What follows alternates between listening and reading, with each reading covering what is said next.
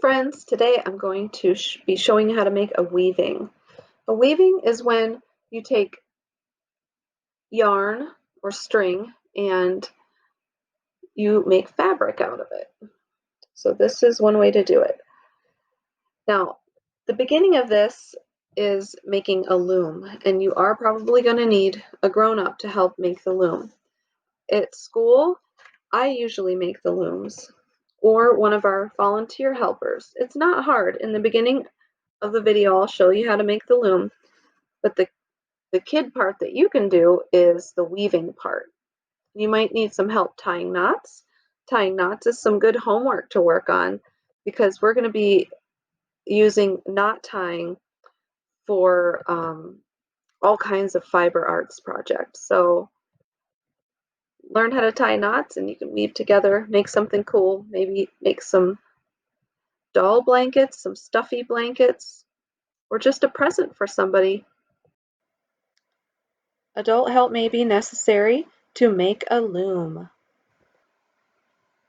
Materials you'll need are cardboard, scissors, pen, ruler, yarn, and tape. You'll be making sure that the ribs of your cardboard are lined up with your cuts that you're going to be making. Those cuts are going to be 1/2 inch apart and 1/4 inch deep. Once you have your piece of cardboard cut and the tabs are all cut ready to be wrapped, you'll get your yarn and find the end. And again, this is probably for the grown-ups more because it's a little hard for kids. But you find, just pick one notch and come down to the next first notch. And you don't want this to be too tight because the kids will have a hard time. Tight enough that it's not saggy, but not like super tight. You know it's too tight if the cardboard bends like a bow and arrow, like a bowstring. But all you have to do is you're going to wrap around like a loop. So on the back it looks like this, and you come back up to the second slot and hook it in there. And then on the back you'll see that you'll come over to the next slot.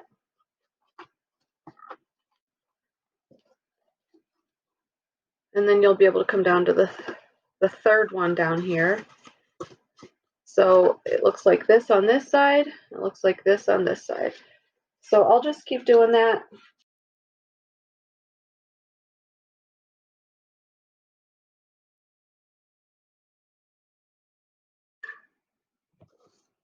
All right, so you can take these little guys down on the back, and on the front, I'm going to choose a new color to make it easier to see. So I have this, so nice, this really nice soft yarn. It's a beautiful orange color, and I'm going to cut myself. I'm not going to cut myself, I'm going to use scissor safety, but I'm going to cut some yarn for myself to use. And for this one, I also like to start, this yarn by taping it on the back. So I usually just do that up or on the opposite end so we don't get all confused. So on the other side is where I'll start, and I'll tape my little tail to the back. At this point, the student is ready to take over the loom for the weaving part. On the loom, these strings that go up and down are the warp. These are the warp strings. And we're going to work on the weft. It rhymes with the word left, like right and left. So find your end, and you're going to be going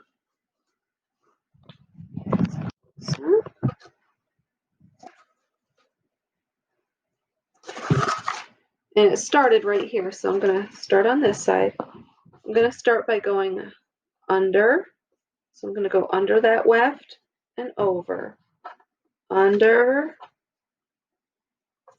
over, under, over, under, over, under, over, under, over, under, over, under, over. The pattern never changes. So now that I got my string in there, I can pull it so that all this extra stuff gets pulled through. But the thing is, you don't want to pull it too tightly. You're gonna use your fingers to comb it up. Kind of just like scratch it up there with my fingers. And then I'm gonna go this way. So first I went this way across, and now I'm gonna turn around and go this way. So on this last thread, on this row, the last warp it went over was over. So coming back through this, again, we have to go under. So it's like opposite day. Every time you switch your direction of your weft, it's opposite day. So basically what happens when you do that, it allows your your weft to loop around the end, and you can start a new line. If you don't do opposite day, it undoes everything you just did. And you'll find that out the hard way. But sometimes we have to find things out the hard way in art, because that's just how it goes. Don't get mad, don't get impatient. Just try again. So now that I have that one, I went under that first weft. I'm going to go over this warp, and you can test it. You want to just make sure that it's opposite of whatever was the one above it. So this one went under, so this one will go over. And that's what you do, back and forth, back and forth, back and forth. And you can make something pretty awesome. When you get to this point and you're pulling your rows across, you don't want to pull it across without holding on to the weft, because oh my word, what happens to the weft? It gets all scrunched up. You can't pull it like that, or it makes your weaving really, it makes it, instead of being shaped like straight up and down, it would be like, it's shaped like an hourglass. I don't know if you know what an hourglass is. So you're going to make sure each time that your weft stays straight. Don't let it get all crimped in and pulled really hard. And you can do that simply by putting your thumb there and pinching it while you're pulling your string the other way.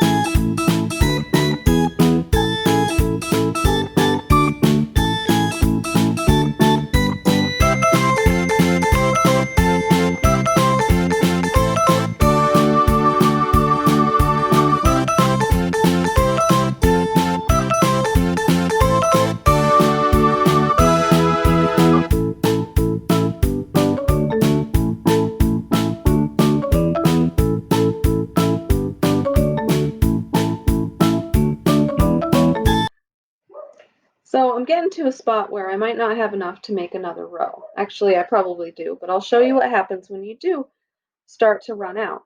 When you have enough that you don't think you can make another row, you can either tie on, which would be just getting another thread. I'm going to choose a different color, so I'm going to put them together, wrap them in a loop, and twist the ends of the loop through the middle and pull tightly get my knot. And if you trim it off, don't trim it too close to the knot or else the knot could just pull out. Don't know why it does that. That's how it works. All right, so then I'll get myself some pretty yellow yarn. And I'm going to make kind of a Thanksgiving-y thing for my mom because she likes Thanksgiving stuff. She likes decorations.